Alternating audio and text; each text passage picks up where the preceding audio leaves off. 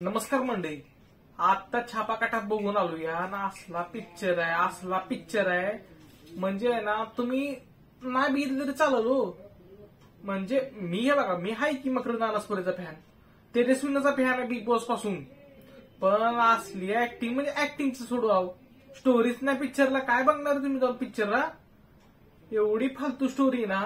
म्हणजे ते काय प्लॅन करतात, नंतर प्लॅन नंतर फिसकटतो त्यांचा, म्हणजे परत ते हे करतात, परत प्लॅन करतात, आणि कोण कुणाच्या बरोबर आहे नाही. सस्पेन्स ठेवायचा असतो, सस्पेन्स. स्टोरीच्या आधी तुम्ही सांगत बसला पिक्चरच्या की असा सस्पेन्स आहे, तर काय पिक्चर बघा मजा येणार आहे हो. पिक्चर स्टोरीच जाऊ द्या. मी काय म्हणतोय की बाकीचं ऍक्टिंग तरी ठीक करा ना. मकरंद अनासपुरेची ऍक्टिंग हाय, चांगली हाय. तेजस्विनीने काय ऍक्टिंग केले, फक्त शो ऑफ केले स्वतःला, बस. बाकी काहीही केलं नाही तेजस्विनीने. इतका बेकार स्लिप आहे ना, मी कधी नाही बघितला.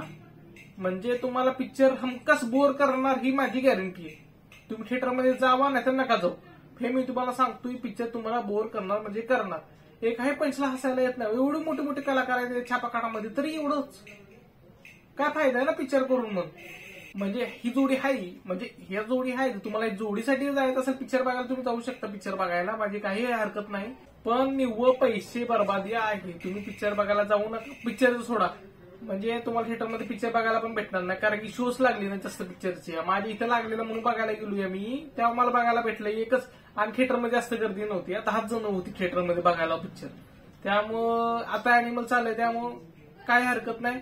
तुम्ही नाही पिक्चर बघायला गेलं तर आपण बघू. दुसरं अजून खूप सारे मराठी पिक्चर आहेत, बघू ना कोणते कोणते येणार आहेत, कोणते कोणते येणारे बाकी आहेत. ते 2 पिक्चर बघून आलोय आज मी. तुम्हाला दुसरा मूवीचा पण रिव्ह्यू देतोय आता पुढच्या व्हिडिओमध्ये. तोपर्यंत भेटू आपण एका नवीन व्हिडिओमध्ये. तोपर्यंत बाय.